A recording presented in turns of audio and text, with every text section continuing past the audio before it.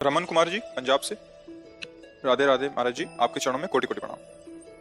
गुरुदेव, भगवान जब से इस शरीर ने होश संभाला है, महादेव जी की कृपा से शिव चरणों में लगाए रखा। गुरुदेव, मैंने मन में महादेव को अपना गुरु माना और प्रभु कृपा से आप मिले। गुरुदेव भगवान, जिंदगी में बहुत गलतियां की, आपके दर्शन और सत्संग सुनने के बाद परिणाम जानकर रूह काम जाती है। हाँ, यही सत्संग का प्रभाव है। सत्संग, सत अगर है सामने और उसकी बात सुनने को मिल रही है तो उसका प्रभाव ही यही पड़ेगा कि आपके हृदय में जलन पैदा हो जाएगी, मैं कितना गलत हूँ। क्योंकि अब आपको जैसे मन में आ रहा है बहुत सुंदर है, पर दर्पण जब सामने आया तो लगा कि जितना हम सोचते हैं उतना सुंदर तो नहीं है ना दर्पण से। तो सत्संग क्या है? ये ज्ञान दर्पण है। आपको जीव ही झका तो घबराहट, अरे मेरे से ऐसी गलती कैसे हो गई, मैं कितनी गलतियां कर रहा हूँ, मुझे इसका परिणाम भोगना पड़ेगा। अब भयभीत हुआ ना, होना चाहिए भयभीत। अब भय से निर्भय की हमारे अंदर वृत्ति मैं कैसे बचूं?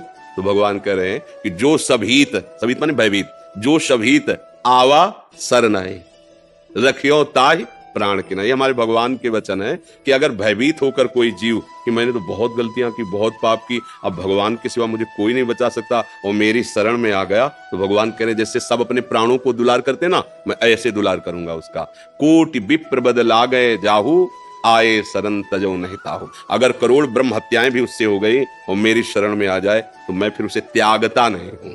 तो हमें लगता है कि डरना तो चाहिए। इस डर से मन जो है गलत कामों की तरफ जाएगा नहीं और भगवान की शरणागति हो जाएगी। क्योंकि भगवान ही एक ऐसे हैं जो बुरे आचरण वाले को भी गले लगाते हैं, दूसरा इस सृष्टि में कोई नहीं। जिसके साथ आप उसके अनुकूल व्यवहार करोगे तो दोस्त बनेगा, चाहे वो कोई भी हो, स्त्री हो, पुरुष हो, बच्चा हो, बूढ़ा हो। और आपसे प्रतिकूल व्यवहार बने फिर गले लगाए, ऐसा तो मुझे नहीं लगता सृष्टि में कोई हो। फिर ये एक ही उपाय है कि भगवान और भगवान के जन ही एक ऐसे हैं जो गिरे हुए को हृदय से लगा के और उठाकर आगे बढ़ाते। नहीं, संसार का स्वरूप बहुत विचित्र है। यहां तुमसे काम बन रहा है, स्वार्थ की पूर्ति हो रही तो हाथ मिलाएगा। तो हमारे एक मित्र हैं प्रभु, जो केवल हमको स्वीकार करते हैं, हमारे अवगुणों को नहीं देखते। प्रभु का स्वभाव है जन अवगुण प्रभु मान न काऊ, दीन बंधु अति मृदुल स्वभाव। हमारे भगवान का बहुत करुणामय स्वभाव है, बहुत करुणामय। जैसे किसी अरब खरबपति आदमी का अकेला लड़का हो और उससे कोई नुकसान हो जाए, कोई गलती हो जाए और वो दौड़ के कि पिताजी गलती हुई, तो उसका हृदय भराएगा और कहेगा चाहे सारी संपत्ति लग जाए दांव पे, तू चिंता मत कर, मैं तुझे कुछ नहीं होने दूंगा। तो आपको विश्वास हो जाता है ना, हमारे प्रभु तो अनंत ब्रह्मांडों के मालिक हैं। अच्छा, पिता क्या है कि कानून के आगे उसको भी झुकना पड़ेगा, लेकिन जिन्होंने कानून निर्माण किया वो हमारे प्रभु हैं। वो जब कह रहे कि माफ, तो फिर हम बहुत बार उदाहरण किया है कि न्यायालय विभाग में वकीलों के द्वारा प्रमाणित हो गया दोष और उसकी सजा हो गई कि इसको फांसी की सजा दी जाए। अब तो कोई नहीं क्षमा कर सकता ना, बस एक राष्ट्रपति है क्षमा कर सकता है। ऐसे ही हमसे पाप हुए, माना, उनका दंड भी हमने नरकों में पढ़ा सुना शास्त्र में कि ये नरक में ये दंड मिलता है ऐसे पाप करने वालों का, वो भी पक्का सत्य। पर एक उपाय है, भगवान गरज करके कहते हैं सर्वधर्मान परित्यज्य मामेकम शरणम व्रज अहम त्वाम सर्व पापेभ्यो मोक्षयिष्यामि मा शुचा। एक राष्ट्रपति फांसी की सजा माफ कर सकता है, तो अनंत ब्रह्मांडों के स्वामी प्रभु कह रहे हैं मैं तुझे सर्व पापों से मुक्त करूं। तो डरना, तो हम ये नहीं कह रहे कि ना डरो, नहीं डरोगे तो मन फिर उन्हीं पापों में करेगा कि बाद में भगवान से फिर क्षमा मांग लेंगे। ऐसा सिद्धांत नहीं है। सिद्धांत ये है कि जब तक हमने जाना नहीं था, जानते हुए भी ना जानना ही है। जब सत्संग सुना, संतों का संग मिला, अब समझ आई, तो अब एक हमें सूत्र डालना पड़ेगा हृदय में कि आज तक जो किया वो अब आगे नहीं करूंगा। अगर कहीं विवश होके फिसल के होता है, वो भगवान अंदर बैठे, वो संभाल लेंगे, उसका कोई आपको दंड भोगना नहीं पड़ेगा। भगवान हृदय में बैठे हुए सारे, लेकिन जानबूझ के नहीं, वो अंतर्यामी, उसको किसी सलाह की जरूरत नहीं, वो अंदर ही देख रहा है। तो हमें लगता है कि हमारे कल्याण मार्ग में ये बात तो जरूरी कि आपको डर होना चाहिए। शास्त्र का डर, समाज का डर, कानून का डर, भगवान का डर, ये आपको अच्छे मार्ग में चलाएगा। ये जो भय है ना, ये हमारे मन को अच्छे रास्ते पे चलाते हैं, तो ये भय तो रखना चाहिए। पर इतना भी भयभीत ना हो जाए कि हम भगवान का भरोसा ही ना रख पाए कि हम तो इतने नीचे कि भगवान, ऐसा नहीं है। भगवान इतने कृपालु हैं कि वो कैसा भी कोई हो, अपि चेत सुदुराचारो भजते माम अनन्य भाग। सुदुराचारों को मतलब होता है सांगो पांग पाप करने वाला, कोई अंग नहीं छोड़ा पाप के, सब कर डाले। वो भी यदि मेरी शरण में आ जाता है तो साधु रेवशा मंतव्य, मैं उससे आदेश करता हूं कि साधु मानो, अब करूं सत्य ते साधु, मैं उसे महात्मा बनाऊंगा। तो मालिक हैं वो तो मुझे लगता है कि इस बात में हम डरे ना कि अब मेरा उद्धार नहीं हो सकता। इस बात से डरे कि जो गलतियां हुई वो पुनः गलतियां ना हो, और भगवान का आश्रय लेकर नाम जप करें, अच्छे आचरण करें। जो गलतियां शरीर से हुई हैं अब उनका हम सुधार करें, उनको हम सावधानी पूर्वक रोकने, और अगर नहीं रुक पाते, पूर्वाभ्यास फिसल जाते, फिर खड़े हो, फिर चलो, नहीं करो, फिर फिसल जाते हो, फिर खड़े हो। एक दिन तो आप अपनी इतनी मजबूती से निश्चय के द्वारा इन वृत्तियों को रोक लेंगे, पक्का रोक लेंगे, घबराने की जरूरत नहीं। अब जैसे कह दे कि आज से होना ही नहीं चाहिए, तो अनुभव नहीं इसलिए भले को तुम बोल दो, नहीं ऐसा नहीं है। ब्रेक भी मारो तो हाथ दो हाथ, ब्रेक लगने पर वो पहिया फिसल जाता है ना, ऐसी पूर्वाभ्यास है।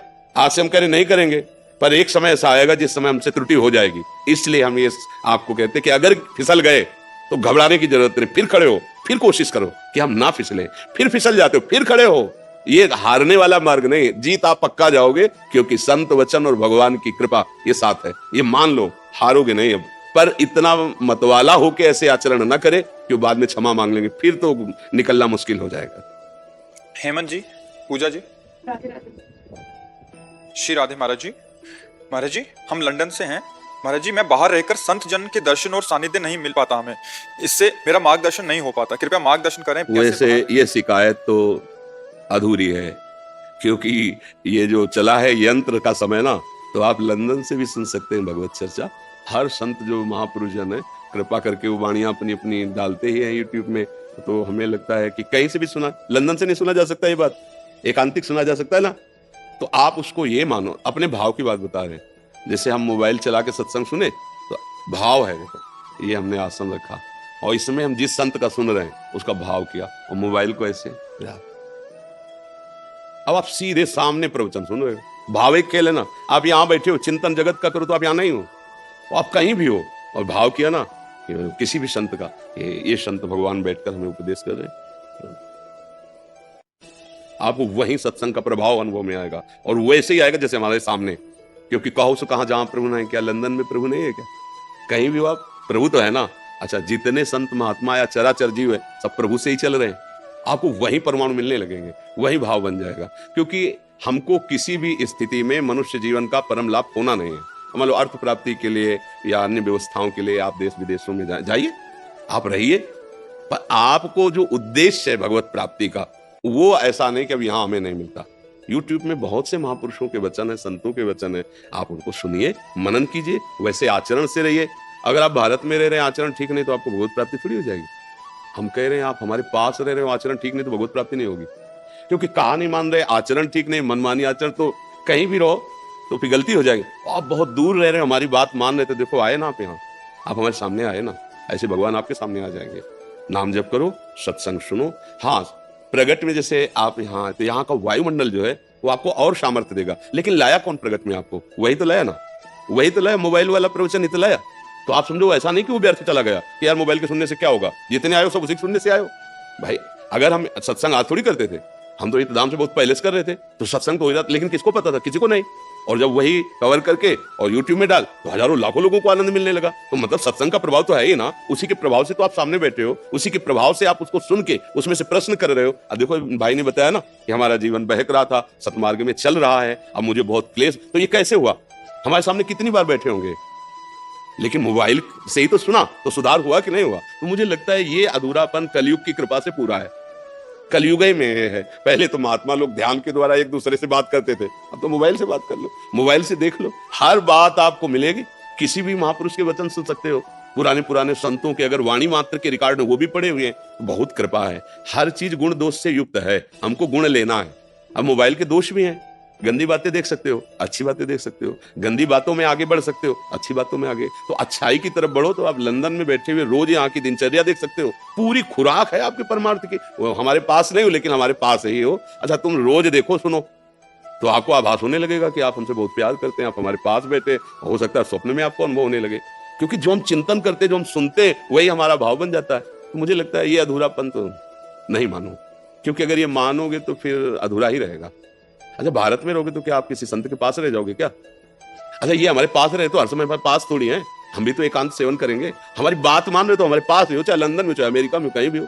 तो ये तो अधूरी बात, इसको पूरी करो कि हमें संत संग प्राप्त है, और सच्चा सत्संग जो है अपने आप से होता है।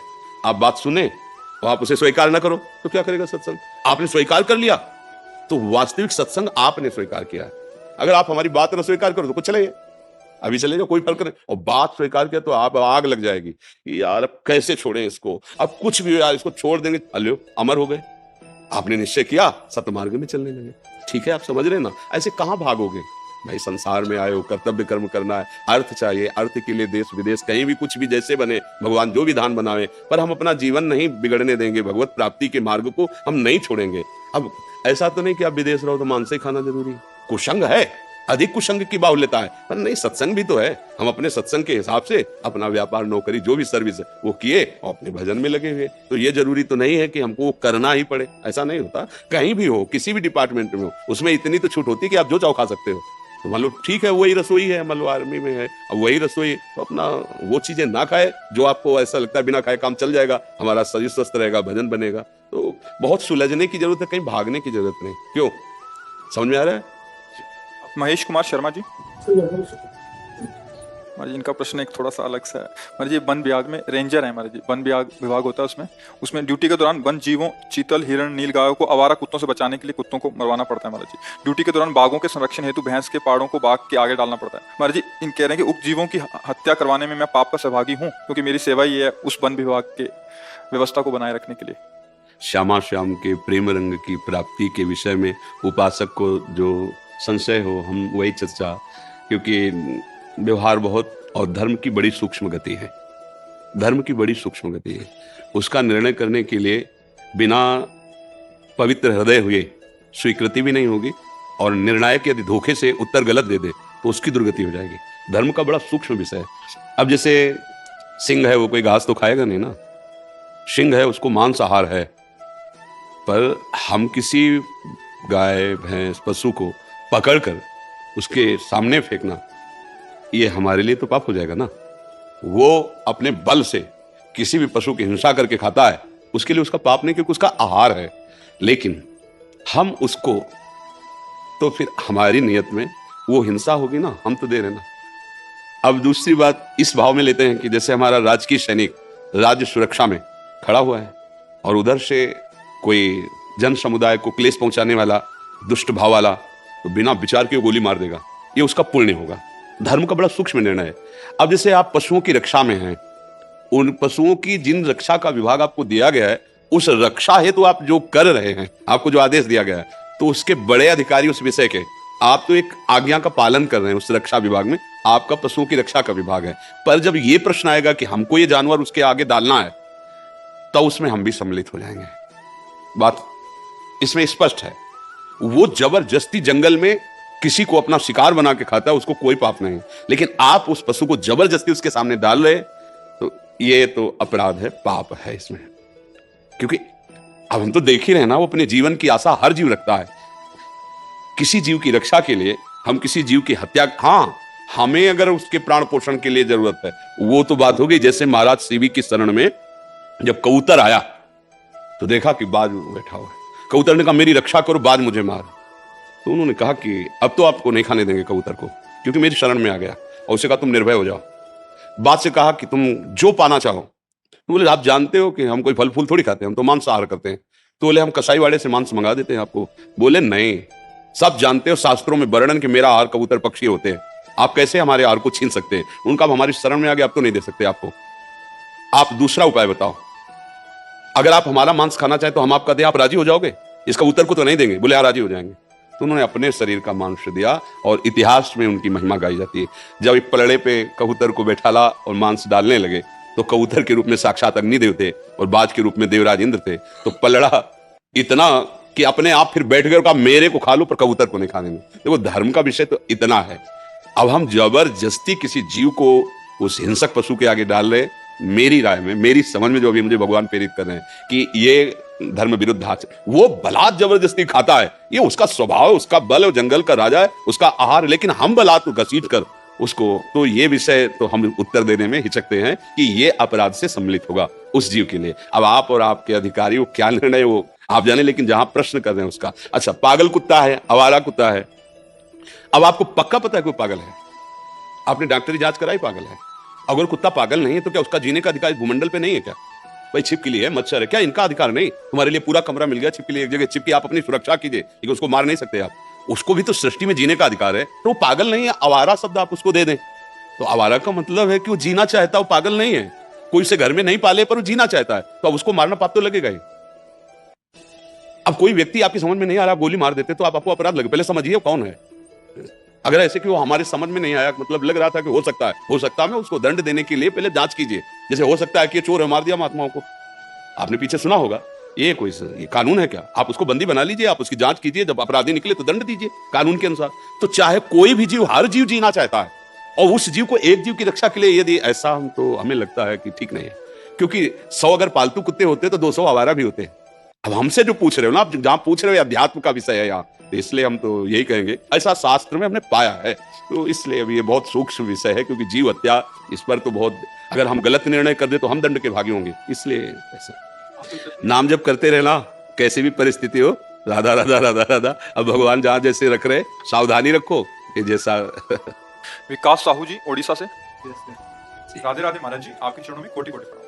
महाराज जी, मैंने आपके एक कथा में सुना था कि जब अपने परिवार और संबंधों से जब दुख और अपमान मिलता है तब उसे श्री जी की कृपा माना जाता है। इसी कृपा को अनुभव करते हुए पिछले 8 महीनों से राधा नाम जप और आपके बताए हुए मार्ग पर चल रहा हूँ, इसलिए मुझे भौतिक सुखों से विरक्ति सी आ रही है, लेकिन मन के अहंकार को त्यागना मुश्किल सा हो रहा है। देखो, इसको थोड़ा थोड़ा समझ लो, ये तो सत्य विषय कि यदि ईमानदारी से आप भजन करोगे तो असलियत में फिर आपका मन बताने लगेगा कि सब ड्रामा है, कहीं सुख नहीं असलियत में। इसलिए हम कई बार सत्संग में कहा है कि आपको जो भोग बहुत प्रिय हो तो आप नाम जप करते हुए उसको स्वीकार करना, फिर डायरी में उसी समय लिखना उसके बाद कि आपको क्या सुख मिला। क्योंकि थोड़ी देर बाद फिर माया भुलवाएगी, उसी का चिंतन करवाएगी, फिर तुम्हें आकर्षण करेगी। अगर वो दिमाग में बैठ जाए उस समय, पूरे फाइनल, खाया पिया पूरा फाइनल, अब क्या है, क्या सुख मिला, थोड़ी देर बाद फिर लालसा। अगर मिला होता तो शांति तो मिल जाती, नहीं बोले शांति मिली कितने मिनट के लिए, फिर नवीन भोग की आकांक्षा, फिर नवीन तन की आवश्यकता, नवीन पदार्थ के, ये प्रपंच, ये माया कभी नहीं। तो जब हम सत्य भजन करते हैं, वास्तविक ईमानदारी से, सत्यता से चलते हैं, तो ये तो मृत्यु लोक के भोग हैं, ब्रह्मादिक के भोग सब विषम लागत है। पर चतुरता ये है कि दिखावा नहीं होना चाहिए। क्या? उसी भोगों के बीच में रहो, उसी परिवार में रहो। मन बैरागी हो रहा ना, नाम जप करो और किसी को जानने मत दो, अपने कर्तव्य का पालन करो, निकल जाओगे। अभी बैराग उठा, मान लो आप भाग पड़े, अब शरीर की आवश्यकताएं जागृत होंगी माया के द्वारा प्रेरित होकर, क्योंकि अब निकलना चाहते हो ना, तो आपके सामने भूख, प्यास, काम, क्रोध, लोभ, मोह, मद, मत्सर एक साथ टूटेंगे आपके ऊपर। अब आप व्यवस्था के चक्कर में पड़ोगे तो जो तुम्हें भजन के बल से वैराग्य मिला था ना, उसकी धज्जियां उड़ जाएंगी। यार कहीं तो खाने को मिले, कहीं तो रहने को मिले, और अगर खाने पीने को भंडारा और चक्र हो ना, अब और चाहिए, क्योंकि पूर्वाभ्यास इंद्रियों का है। अब क्या करोगे? अगर इधर उधर गंदा देखोगे तो नीचे गिर जाओगे। इसलिए बहुत समझ के, वैराग्य बहुत अच्छी बात है, पर अंदर का, बाहर का नहीं। वो इसी घर में रहो। मान लो आपने पानी ग्रहण किया, पत्नी आपको तो वैराग्य चढ़ा है, उसका संसार का भाव, भगवान नाम लेते हुए उसकी भाव, क्योंकि अधिकार है, पानी ग्रहण किया है, उसकी भावना की पूर्ति। अब ये नहीं कि भाई हमने सुन लिया कि ब्रह्मचर्य सर्वोपरि साधन, अब हम नहीं, ऐसा नहीं। अगर वो व्यभिचार धर्म में उतरती हो, आपने पानी ग्रहण लिया, तो आप आपके अधिकारी बनेंगे। आपको संयम से रहते हुए उसको समझा बुझा के जितना लंबा समय खींच सके, क्योंकि आपने पानी ग्रहण लिया। अगर बुद्धिमानी से नहीं चलोगे ना, तो ये माया है, 4 दिन का वैराग्य है, फिर पिछला को खड़ा कर देगी। पक्की बात समझो, धर्म से चलो और अंदर से वैराग्यवान रहो। इससे बढ़िया बात क्या है? अंदर से हमें संसार अच्छा नहीं लगता और भजन चल रहा है, क्योंकि गृहस्थी में अगर तुम मान लो नई अवस्था होती, संसार का स्वाद नहीं लिए, और ऐसा कि अब हमें वैराग्य चल रहा है, तो कहते निकल के देखो भला, देखो महीना 2 महीना बिल्कुल परिवार के संबंध से शून्य होकर अलग जगह रहो, फिर देखो तुम्हारी मना स्थिति क्या है।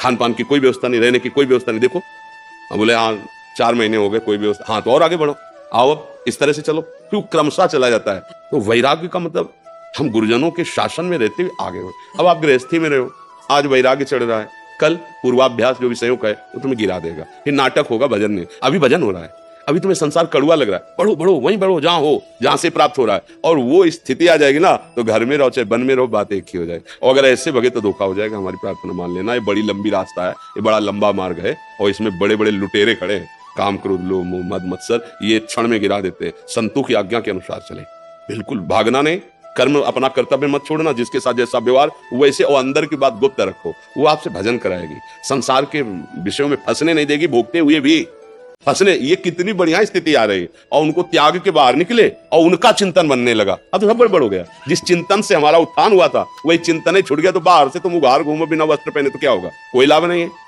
अंदर से भगवान से प्यार बढ़ रहा है, संसार के भोग अच्छे नहीं लग रहे, ये स्थिति चाहिए। वो मिल रही तो चुप शांत, किसी से कहना नहीं, कोई ये जान ना पावे कि आपको विषय अच्छे नहीं लगते। चतुराई इसी में है, अपने अंतर की बात केवल अंतर्यामी भगवान जान रहे। दूसरे की यार हमको ये बातें अच्छी नहीं लगती, अरे अब हमको तो कुछ अच्छा नहीं लगता, फिर फंस जाओगे, फिर द्वंद्व पैदा होंगे, फिर परास्त हो जाओगे। अपनी बात छुपा के रही मन की मन व्यथा रखिए मन में गोय। छुपा गोई माने छुपाए, अंतर दाव लगी रहे धुआं न प्रगटे कोय, कह जाने दिल आपनो या जा फिर बीती होए। ये भगवत मार्ग, कोई को जान न पावे अंदर तुम्हारे क्या चल रहा है। बाहर से वैसे व्यवहार, सबसे प्यार का व्यवहार, संसारी बनकर के बाहर से, और अंदर से भागवतिक, बढ़िया स्थिति आ जाए। बाहर से भागवतिक बन गए, अंदर से संसारी बन गए, कुछ नहीं मिला, कुछ नहीं मिला और धोखा हो गया। हमें तो लगता है पहले से भी नीचे गिर गया। अगर ये भेष रख करके और चिंतन संसार और भोगों का, मर गया, किसी काम का नहीं रहा। ऐसे न वैसे रहे मजरे ढो, पाछलियो जो करी निर्भाषित, न प्रवृत्ति मार्ग के हुए न निवृत्ति मार्ग के। तो अच्छे से चलो, यही हमारी प्रार्थना है आपसे।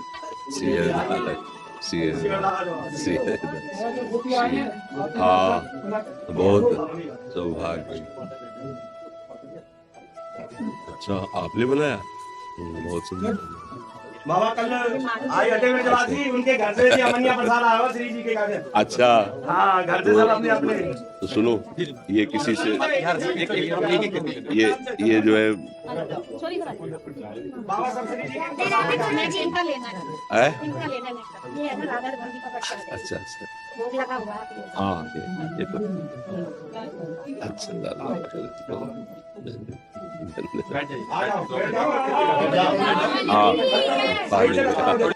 गोविंद अमनिया प्रसाद है बाबा के। हाँ, श्री जी को।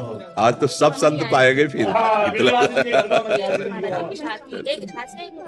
हाँ बाबा, हाँ श्री जी को कह जाएंगे आप विजयवासी जी के घर का बनिया। क्या सेवा करें आप सबकी। बाबा आशीर्वाद दो सबन पे, जिंदगी सफल रहे, मस्त रहे। विजयवासी की और क्या चाहिए। आपकी कृपा बनी रहे। आप सब ब्रजवासियों की कृपा से ही लाडली लाल कृपालु है। हमारी तो सामर्थ्य नहीं, लाडली लाल तक आप ब्रजवासियों की चरण धूली, ब्रजवासियों का ये अन्न, यही हमारे मन को प्रिया प्रीतम तक ले जाता है। हाँ, हरिराम व्यास जी ने कहा है कि भूख लगेंगो मांग खाऊंगो गिनो न सांझ सवेरो, ब्रजवासिन के जूठ टूक और घर घर छाछ महेरो। ये बड़े बड़े जो रस सिद्ध महापुरुष हुए ना, ब्रजवासियों के अन्न से हुए हैं और ब्रजवासियों की चरण रज से हुए हैं। उद्धव जैसे महात्मा ब्रजवासियों की चरण, जो ब्रजवासियों को नहीं समझा वो ब्रजराज तक पहुंच ही नहीं सकता। ये लाइसेंस समझो, ब्रजवासी जिसको कह दे मेरो बाबा, अरे अपनो बाबा है, तो जान लो कि प्रिया प्रीतम उसको स्वीकार कर लिए। ब्रजवासी भगवान के नित्य पार्षद है। बड़े बड़े सिद्ध जितने भी यहाँ हुए हैं यहाँ तक, सब उनके चरण धूले और उनके अन्न। पंडित रामकृष्ण बाबा ऐसे कोई सीधे आके कोई फल फूल दे तो नहीं लेते थे। हाँ, अगर देना है तो ब्रजवासियों को घर दे आओ, जब हम मधुकरी मांगने जाएं वो देंगे, वो हम ले लेंगे। सीधे किसी से, बड़े बड़े सिद्ध ब्रजवासियों के अन्न के प्रभाव से प्रिया प्रीतम के प्रेम को प्राप्त हुए, जो अत्यंत दुर्लभ बात है। तो आप सब भगवत स्वरूप है। बस ये जरूर है कि जिनके हो उनका चिंतन बनना चाहिए। कल भी हमने यही प्रार्थना की थी, हाँ, कि देखो हम जहाँ हैं, हमारे प्रिया प्रीतम, हमारे लाल जो, हमारी प्यारी जो, ये ठसक बनी रहे, ऐसी कोई हमसे गलती ना बने जिससे हम प्रिया प्रीतम के हैं ये कहलाने में संकोच करें। कल भी यही प्रार्थना की थी सब। और जैसे माताएं बहनें पति को, जिनका पाणी ग्रहण संस्कार हो गया, जैसे भगवत स्वरूप समझे, पत्नी को अपने प्राणों से भी अधिक प्यार करते हुए, उसकी गलतियों को क्षमा करते हुए, उनकी कामनाओं की पूर्ति, उनका दुलार, दोनों मिलकर परस्पर, ये प्रेम का मार्ग है। गृहस्थी भी अगर दोनों एक पहिया इधर जाए, एक पहिया इधर जाए, तो गाड़ी बल्ला सही चलेगी क्या? तो दोनों को चाहिए कि एक दूसरे का भाव रखते हुए, प्यार बनाते हुए प्रभु की प्राप्ति करें, प्रभु तक चले। अब आप जैसे पुण्यात्मा कौन होंगे? बड़े बड़े भजनानंदी आपके दरवाजे पर एक टुकड़ा, तो यही आपको भगवत प्राप्ति करा देगा। जैसे अब अपने लोग जो पाया ना, और जो भजन हुआ, तो वो सब जाएगा तो तो इसलिए आशीर्वाद तो बरस रहा है आपके ऊपर। बस ये कि कोई ऐसी बात ना हो जो बिहारी जो को अपना कहने में हमें संकोच हो, बस इसकी ध्यान, इसका सावधान। क्योंकि अब देखो जैसे कली का प्रभाव बढ़ रहा है ना, कि हमसे वो कोई गलतियां ना हो जो हम बिहारी जो को अपना कहने में। नहीं तो आप लोग जन्म सिद्ध हैं, इस रज में प्रकट हुए, जिस रज को शिव शनकादि के याचत, हरिराम व्यास जी कह रहे, किशोरी मोहि अपनी कर लीजिए और दिए कछु भावत नहीं, वृंदावन रज दीजिए। कैसी रज? किशोरी तेरे चरणन की रज पाऊं, बैठ रहा कुंजन के कोने श्याम राधिका गाँव। जो रज शिव सनकादि के याचत, सो रज शीस चढ़ाऊं। ये आप लोग जन्म सिद्ध हैं, वास्तविक हम संत कहलाते हैं और आप संत हैं क्योंकि इसी रज में प्रकट हुए हैं। बस ये है कि ऐसे कोई आचरण न बने, बस इस पर अगर सुधार है तो आपको भगवत प्राप्ति के लिए कोई अनुष्ठान करने की जरूरत नहीं। रजरानी में प्रकट हुए और रजरानी के प्रभाव से राधा रानी की प्राप्ति हो जाएगी। ये समर्थ है रजरानी, ब्रजरज और वृंदावन की रज, ये समर्थ है भगवत प्राप्ति कराने में। और नाम जप कीजिए जितना बन सके। और हमें तो ऐसा कोई घर नहीं लगता ब्रजवासियों जिनमें ठाकुर जी विराजमान ना हो। घर घर ठाकुर जी विराजमान है, घर घर ठाकुर सेवा हो रही। और कोई ऐसा ब्रजवासी हमें तो नहीं नजर आता जो ठसक से ठाकुर जी को अपना ना मानता हो, जो बड़ी बड़ी साधनाओं उसके करने पर भी ठसक नहीं आती, उनके रोम रोम में भरी हुई। मेरा तो यार है, अपने घर की बात लगती है ना, इसी बात से ठाकुर जी बिके हुए हैं ब्रजवासियों के हाथ में, क्योंकि उनको अपनापन है, प्यार है। इसलिए आपके सबके चरणों में प्रणाम है। शैलेंद्र कुमार जी, महाराज जी आपके चरणों में कोटिशा चरण वंदन। महाराज जी, मैं विगत साल भर से आपका अमृतमय वचन सुन रहा हूँ और तात्कालिक समस्याओं का समाधान भी प्राप्त कर लेता हूँ। मेरा प्रश्न यह है कि मैं एक दिव्यांग और अधम व्यक्ति हूँ। मुझे तो एहसास है कि पिछले जन्मों का गलत कर्मों की वजह से ये गति प्राप्त हुई है। महाराज जी, समाज में हम जैसे लोगों को कुछ अलग तरह देखा भी जाता है, परंतु क्या श्री जी हम जैसे अपंग? देखो, ये बात तो पहले यही समझो कि समाज में कोई तुम्हें क्या किसी को आदर से नहीं देखता।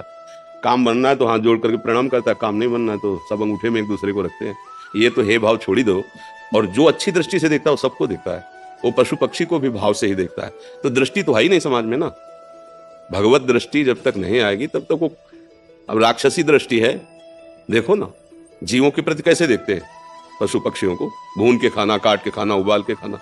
माता बहनों की तरफ कैसे देखते हैं, दूसरे के धन की तरफ। इनसे तुम चाहते हो कि तुम्हें प्यार से देखें? अरे वो अपने को प्यार से नहीं देखते, वो अपने को नाश के मार्ग में ले जा रहे, तुम्हें क्या देखेंगे? पहली तो कमजोरी अपनी छोड़ो। हमारे अंगहीन है तो क्या हुआ, हमारे प्रभु हैं, हम प्रभु के अंश हैं। हमें ये गाड़ी मिली है पूर्व कर्मानुसार, ठीक है भाई, थोड़ा अंग इधर उधर, लेकिन दिमाग काम कर रहा है, अभी जबान काम कर रही है। राधा राधा राधा राधा, प्रभु का नाम ले रहे हैं हम। ऐसा नहीं, हमारे प्रभु में बड़ी सामर्थ्य है, ये विचार ही नहीं करना चाहिए। अष्टावक्र जी महामुनि है, 8 जगह से टेढ़े थे। अष्टावक्र 8 जगह से टेढ़े, और जनक जी की सभा में उनका गुरु पद पर अभिषेक हुआ। जनक जी के गुरु अष्टावक्र जी। ये थोड़ी कि शरीर सर्वांग है, सुंदर है तो तुम जगत बंधनी हो गए। जेल में पड़े बड़े सुंदर और शरीर स्वस्थ वाले, नहीं पड़े तो नालियों में पड़े, शराब पिए इधर उधर, कोई खास बात नहीं। ये हम आपके उत्साह वर्धन के लिए कह रहे हैं और सत्य विषय कह रहे हैं। ये तो कभी कमजोर समझना ही नहीं चाहिए कि हमारा अंग खराब है या हमारे धन नहीं है या हमारा रूप ठीक नहीं है तो हम समाज का सम्मान प्राप्त करने थोड़ी निकले हैं। मानव देह का उद्देश्य अपने कर्तव्य को कर्म करते भगवान समर्पित करके भगवान की प्राप्ति करना। और जा पर कृपा राम की होई, ता पर कृपा करे सब कोई। फिर ये बात सब ऐसे निरुत्साहित हो जाना, अपने को ये समझ लेना कि मैं बड़ा भाग्य हूं। नहीं, हम भाग्य का निर्माण करने के लिए मानव देह प्राप्त किया है। ठीक है, हमारे हाथ पैर नहीं काम करते हैं, लेकिन हमारी जबान अभी काम कर रही भगवान की कृपा से। तो राम राम, कृष्ण कृष्ण, हरि हरि, राधा राधा, आप जगत पावन बन जाएंगे, जगत को मंगल करने वाले। ये भगवान के अंश में कोई फर्क है क्या? जो हम में वही आप में है। शरीरों का हमारी कितनी खराब है, तो हमको ये देखना है क्या?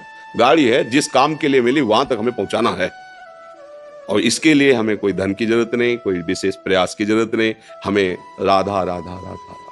अब तो और दैन्य भाव से भजन होगा कि प्रभु मैं तो किसी काम का नहीं, मुझे स्वीकार कर लो ना। पर ये शब्द जो है, जो आप कह रहे हो कि समाज हमें सम्मान, समाज भैया समाज को समझो।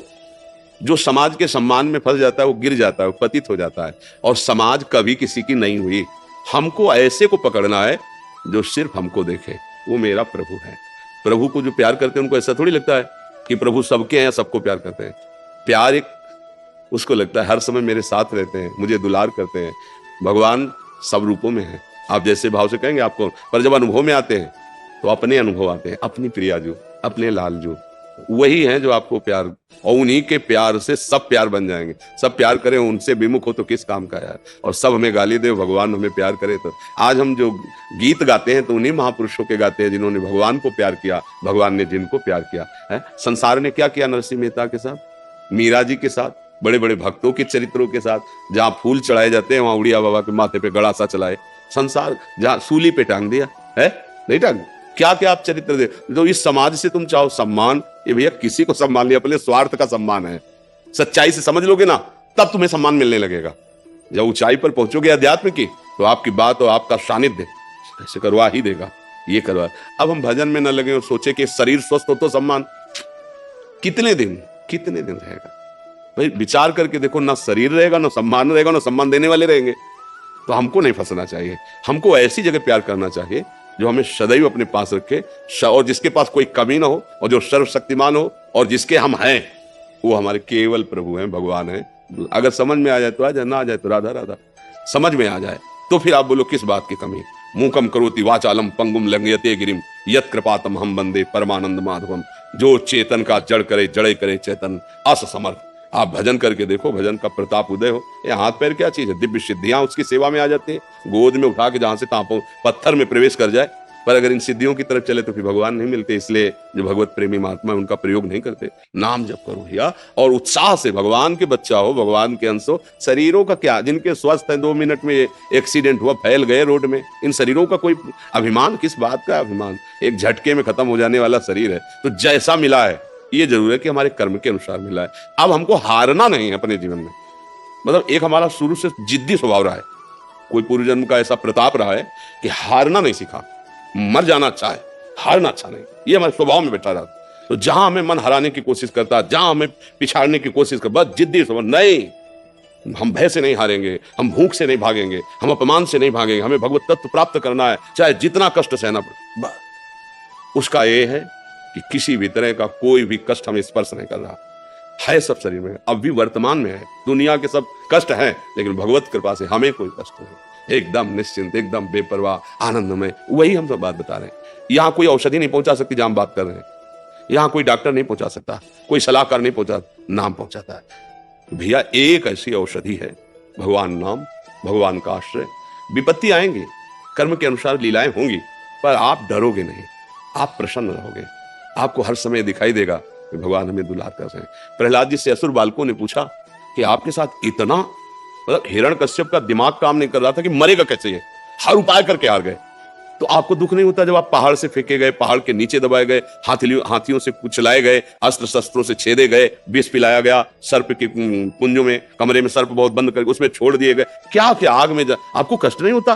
तो प्रहलाद जी ने कहा, हम देखते हैं कि हमारे हरि हमको गोद मिली है, हमें कोई पीड़ा नहीं, कोई कष्ट। 5 वर्ष के हैं प्रहलाद जी, पर भगवद आश्रय है और भजन है तो त्रिभुवन का स्वामी है।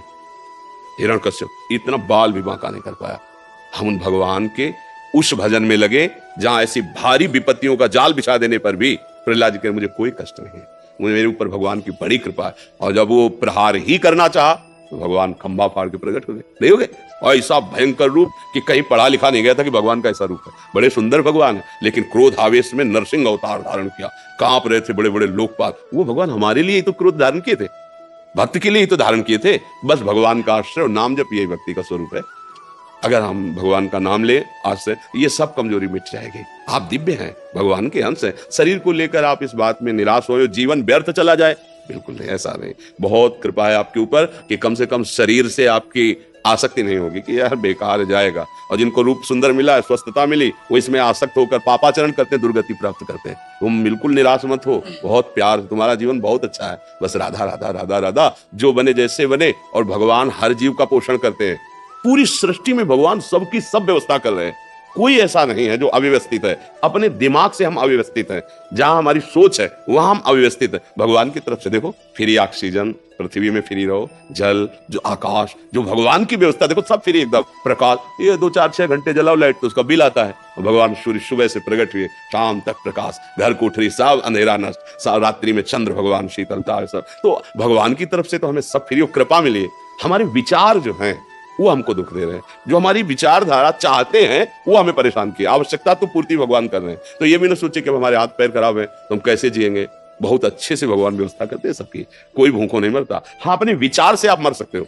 अगर आपके आचरण ठीक नहीं, आप गंदे विचारधारा वाले हो, अगर आप भगवान के आश्रित हो जाओ भगवान के, तो ये हमारा विश्वास है कि कहीं से भी हो आपको भोजन मिल जाएगा। केवल भगवान के आश्रित हो, वो व्यवस्था कर देंगे। अगर किसी और का आश्रय लिए हो तो भूखे रह सकते हो, जो हमारे अमुक रिश्तेदार हैं, अमुक मित्र हैं, वो लाएंगे तो भूखे रह सकते हो। और जो केवल भरोसा है उस तो राम का भरोसा भूखा मरता नहीं। भगवान का जिसे भरोसा, भैया हमें तो ऐसा लगता है सर्वलोक महेश्वर, अखिल ब्रह्मांडों के स्वामी भगवान का नाम ले ले और आश्रय ले ले, यही मनुष्य जीवन की सफलता है। और इसके लिए कोई विशेष आवश्यकता नहीं कि हम स्वस्थ ही हो, हमारे पास धन ही हो, हम बहुत विद्वान हो। सीधी बात, हम जैसे हे प्रभु आपके हैं, राधा राधा राधा, पक्का उसका कल्याण हो जाएगा। जब अपने पुत्र के बहाने से, पुत्र को पुकारा था मरते समय नारायण, तो भगवान के पार्षद आगे, भागवत में प्रसंग है, और वो परम धाम को प्राप्त हुआ।